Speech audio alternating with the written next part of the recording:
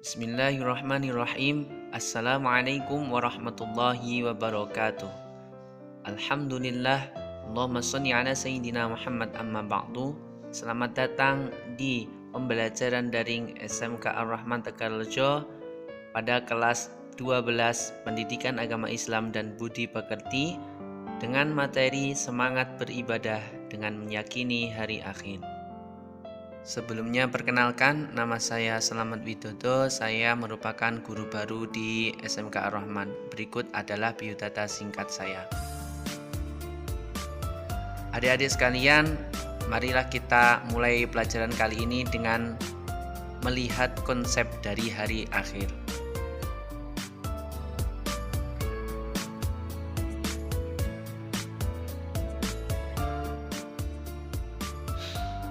Yang pertama adalah memahami makna beriman kepada hari akhir.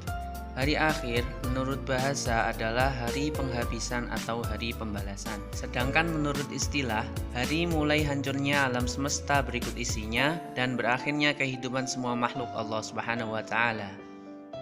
Hari akhir menurut 3 sudut pandang yang berbeda. Yang pertama, menurut Al-Qur'an itu ada kiamat sugro, yang artinya peristiwa datangnya kematian bagi semua makhluk termasuk manusia yang bersifat lokal maupun individu. Berikut adalah firman Allah dalam Al-Quran surat Ali Imran ayat 185. A'udzu billahi minasy syaithanir rajim. Bismillahirrahmanirrahim. Kullu nafsin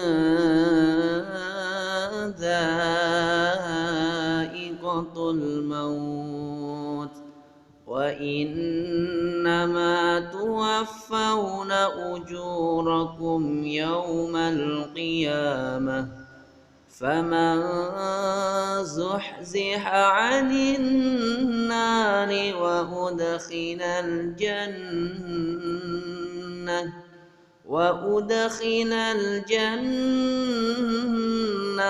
فَقَدْ فَازَ وَمَا الْحَيَاةُ الدُّنْيَا إِلَّا مَتَاعُ الْغُرُورِ. Artinya, tiap-tiap yang berjiwa akan merasakan mati, dan sesungguhnya pada hari kiamat sajalah disempurnakan pahalamu.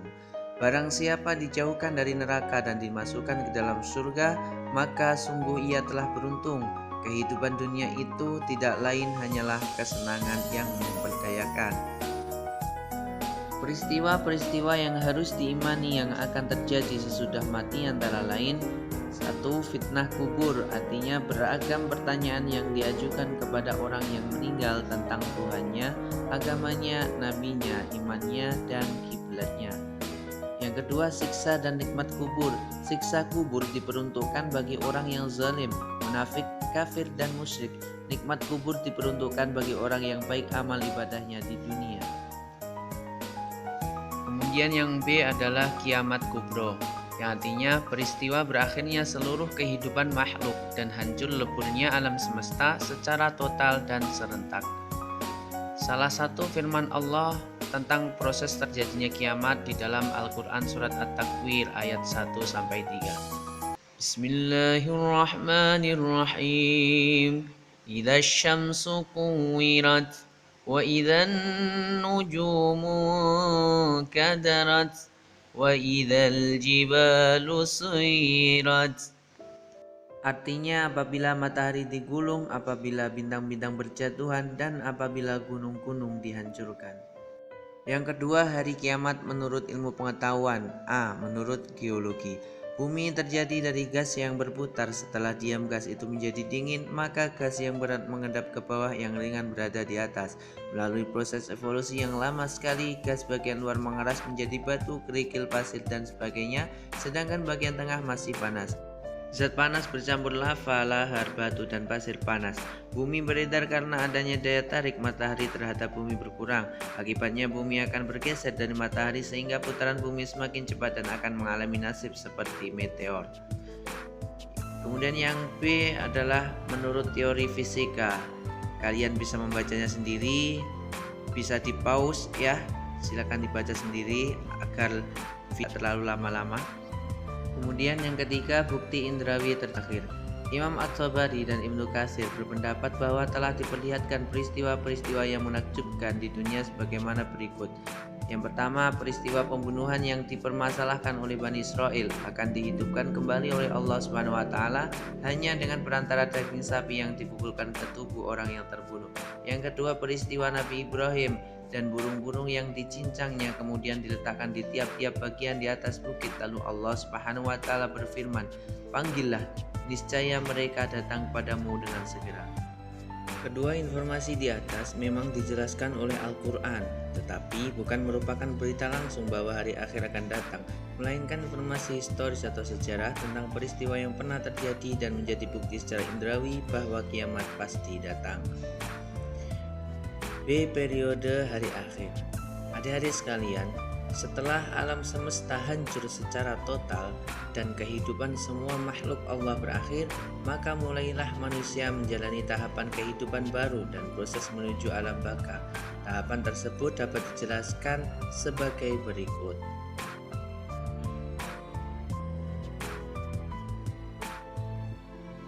Yang pertama, Yaumul Ba'ats adalah suatu saat di mana semua makhluk yang bernyawa dan berakal akan dibangkitkan setelah mengalami kematian atau kiamat.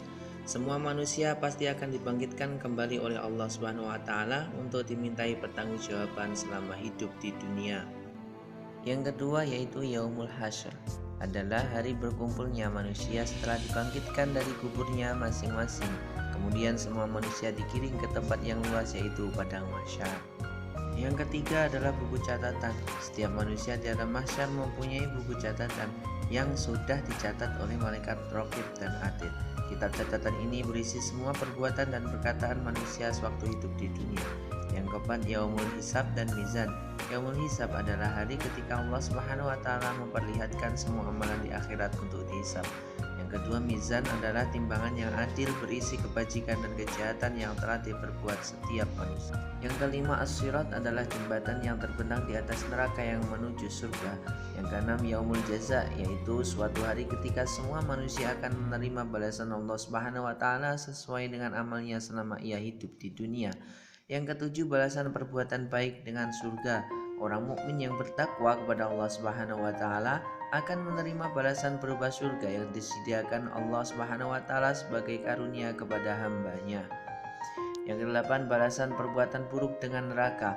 Orang yang selama hidupnya banyak mengerjakan perbuatan jahat, maksiat, tercela dan kafir, maka akan menerima balasan berupa masuk ke dalam neraka. Kemudian pokok-pokok keimanan pada hari akhir. Ada kiamat, fitnah kubur, kebangkitan, berkumpul di padang mahsyar, perhitungan, sirat atau jembatan, surga dan neraka. Adik-adik sekalian, itulah tadi penjelasan tentang memahami makna beriman kepada hari akhir dan periode hari akhir. Untuk pertemuan selanjutnya kita akan membahas hakikat beriman kepada hari akhir dan hikmah beriman kepada hari akhir. Dan tugas kalian adalah cermati kembali tahapan hari akhir di atas. Kemudian tulislah sebuah renungan singkat, boleh dalam bentuk puisi religius atau yang lain, yang memuat doa agar Allah Subhanahu wa taala memberikan kemudahan dalam melalui tahapan-tahapan hari akhir sehingga berakhir dengan surga. Demikian video pembelajaran daring kali ini, semoga bermanfaat. Wassalamualaikum warahmatullahi wabarakatuh.